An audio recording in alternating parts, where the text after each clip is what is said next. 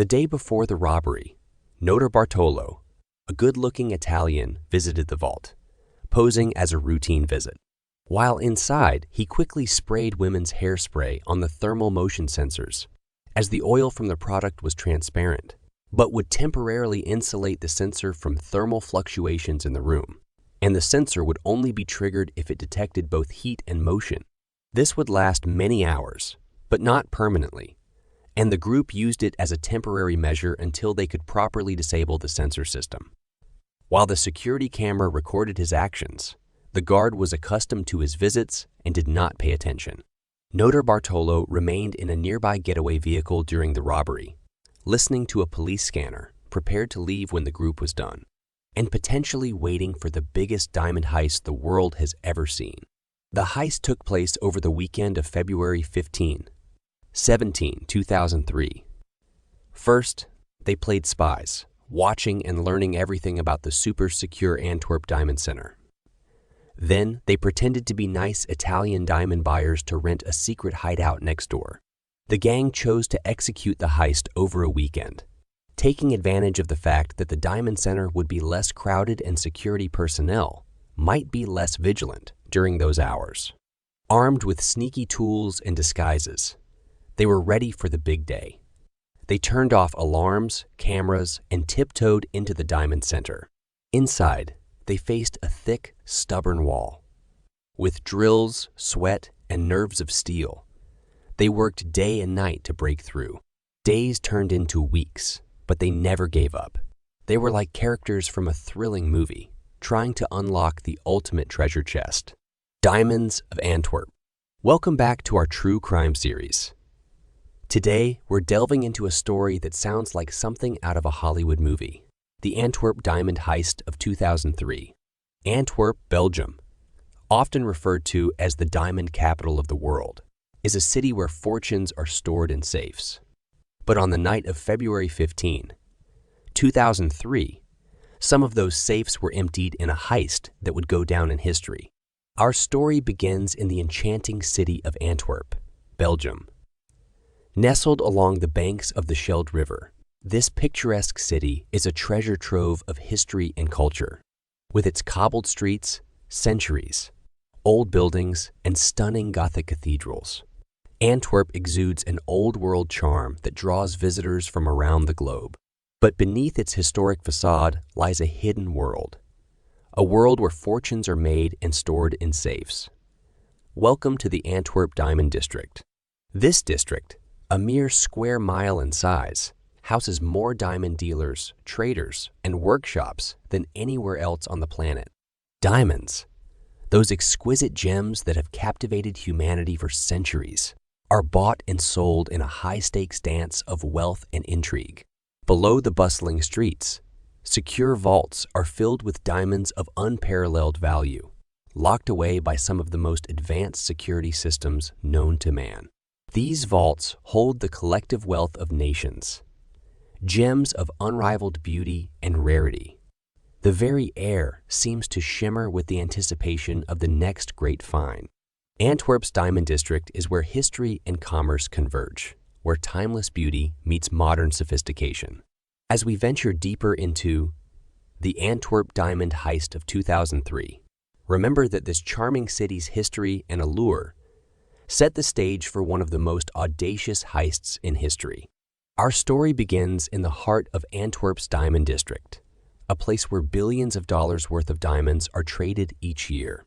Now, let's meet the mastermind behind this extraordinary heist, Leonardo Notar Bartolo. Born in Palermo, Sicily, Italy, in 1952, Leonardo Notar Bartolo had a childhood that was anything but ordinary. Growing up in a modest family, he learned the value of resourcefulness from a young age. As a teenager, Leonardo dabbled in petty thefts and burglaries, displaying an uncanny knack for outsmarting security systems. But it wasn't until he discovered the lure of the Antwerp Diamond District that his criminal ambitions truly took flight. Notar Bartolo was no ordinary thief.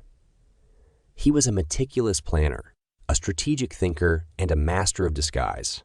Over the years, Notar Bartolo had run ins with the law, but his criminal record served as a testament to his audacity rather than a deterrent. He spent years studying the Diamond District, memorizing its layouts, noting the timings of security patrols, and identifying vulnerabilities. But Leonardo Notarbartolo knew that a heist of this magnitude couldn't be executed alone. He meticulously assembled a team of skilled individuals, each with their own unique talents. So let's meet Notarbartolo's team members. This clandestine brotherhood of thieves was carefully chosen for their expertise, their unwavering commitment, and their ability to execute the most daring of plans. The theft was carried out by a 5-man team led by Leonardo Notarbartolo, a professional thief who was skilled in social manipulation. Notarbartolo had rented space in the Diamond District. In addition to Notarbartolo, the team consisted of at least 4 other members, whom Notarbartolo gave aliases during interviews, though he refused to specify whom each alias referred to. Speedy, described as an anxious and paranoid man. He was a longtime friend of Notarbartolo and was the one responsible for scattering the rubbish in the woods, most likely the alias of Pietro Tavano. The monster, described as a tall, muscular man, he was apparently an expert lockpicker, electrician, mechanic, and driver, and was very strong, most likely the alias of Ferdinando Finado. The genius, a specialist in alarm systems, most likely the alias of Elio Denorio, an electronics expert known to be linked to series of robberies. The king of keys, an older man, he was described as one of the best key forgers in the world. His true identity is unknown, and he remains the only member of the crew to escape apprehension by the police. Notarbartolo was found guilty of orchestrating the heist. He is considered to be the leader of a ring of Italian thieves called La Scuola di Torino, a.k.a. the School of Turin, who carried out the crime. Together, Notarbartolo and his team became an extension of his audacious vision, working in perfect harmony to turn an audacious plan into a breathtaking reality. Notarbartolo's charisma and leadership drew his team together, and together they would embark on one of the most audacious heists in history. On the fateful night of February 15, 2003, Notarbartolo and his team put their audacious plan into motion. They knew exactly where to strike and when.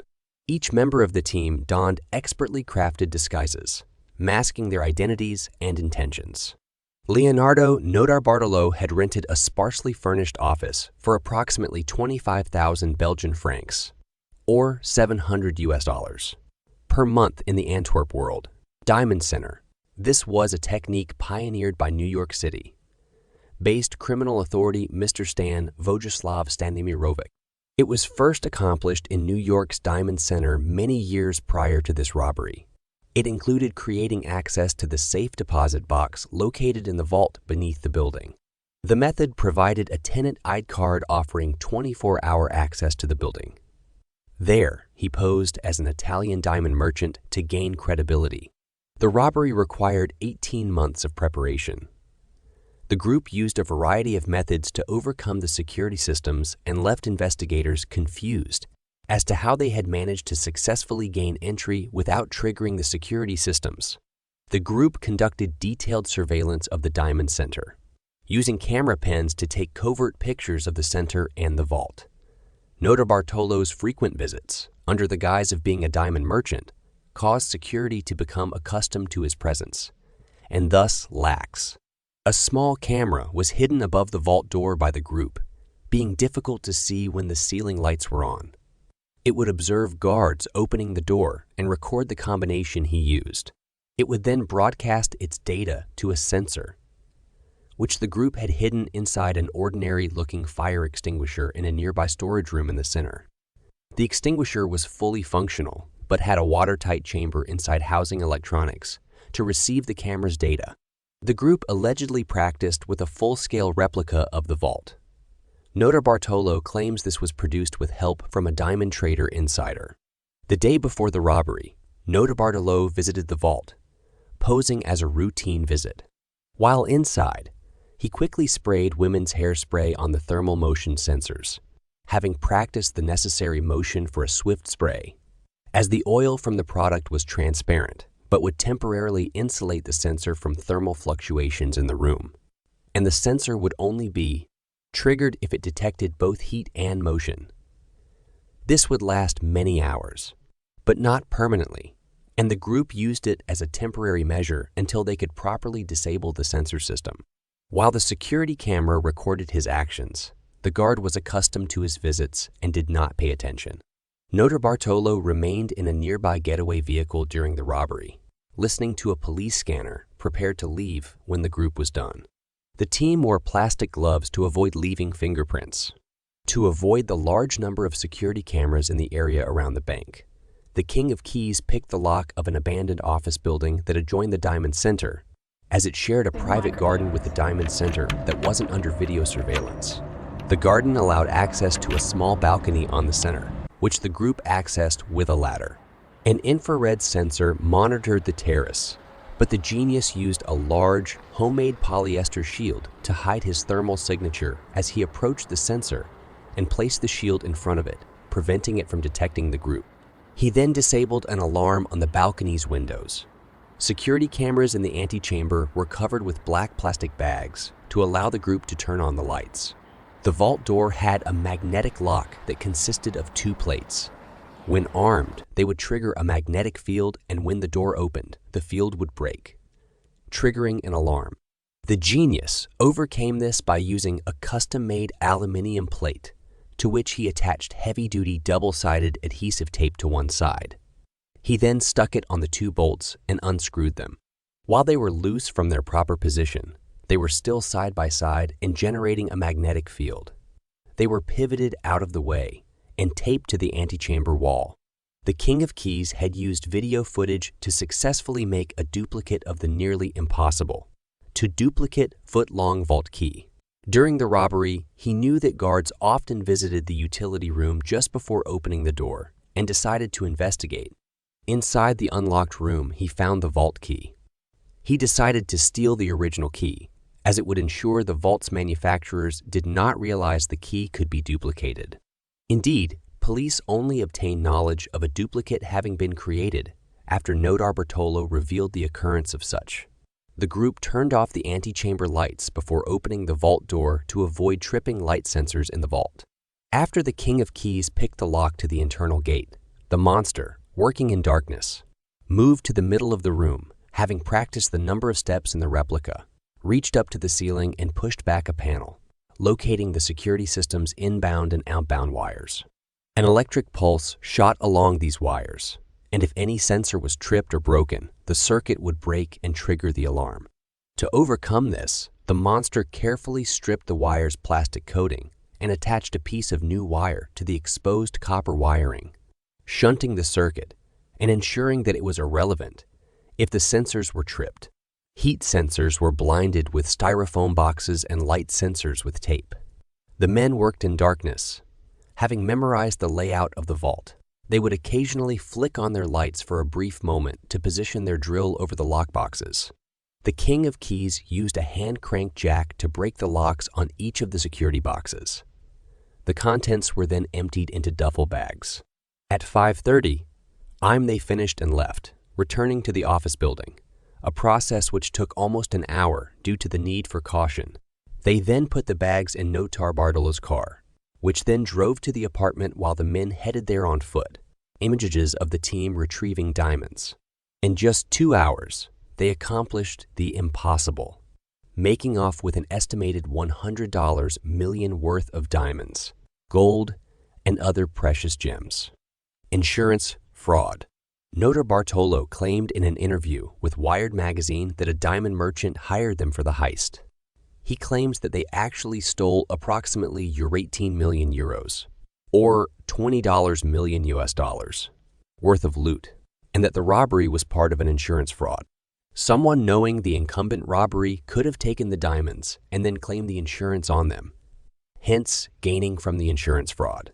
Due to the fact that the vault itself was uninsured, as the insurance company realized the security flaws and would have never given it an insurance policy, there was actually very little insurance money involved, which casts doubt on his story. But a successful heist is only half the story. Notarbartolo and his team had to escape and evade the law. Their escape plan involved a hidden tunnel, a subterranean route, cunningly concealed beneath the very heart of the Antwerp Diamond District. With precision, the team navigated the narrow underground passages, vanishing into the labyrinthine network of hidden routes they had meticulously mapped. Above ground, law enforcement agencies swung into action, responding to the audacious heist that had just unfolded. But for Notarbartolo and his team, time was of the essence. The team seamlessly transitioned from one vehicle to another, leaving a trail of confusion in their wake.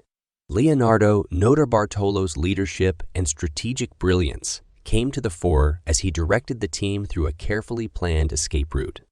Meanwhile, law enforcement agencies were left scrambling, searching for clues and trying to piece together the audacious escape plan. Eventually, Notarbartolo and his team reached a safe location where they could regroup and disappear into the shadows. As the dust settled, law enforcement was left baffled. How had Notarbartolo and his team executed such an audacious heist and vanished without a trace? With the heist successfully executed and the thieves seemingly vanished, the Antwerp Diamond District and law enforcement agencies were left grappling with profound consequences and enduring mysteries. Law enforcement agencies launched extensive investigations, analyzing security footage, interrogating witnesses, and scrutinizing every available piece of evidence. The group was caught after Notarbartolo, and Speedy went to dispose of the evidence of their plans, planning to burn it in France. Speedy was overcome with panic at the prospect of transporting such incriminating evidence and insisted they dispose of it in a nearby forest. However, Speedy suffered a panic attack and disposed of the evidence poorly, hurling it into the bushes and mud rather than burning it. Notarbartolo was busy burning his own evidence, and when he discovered what Speedy had done, he decided it would take too long to gather everything up, and they needed to leave, confident that nobody would find their rubbish. A local hunter owned the land and called the police when he found the rubbish the next day, believing it to be caused by local teenagers he had previously had disputes with. When he mentioned that some of the rubbish consisted of envelopes from the Antwerp Diamond Center, the police immediately investigated. The evidence from the rubbish was enough to allow the police to gain a lead, and they were eventually able to identify Notarbartolo from security footage, from a nearby grocery store where he had purchased a sandwich. A receipt for the sandwich was amongst the rubbish.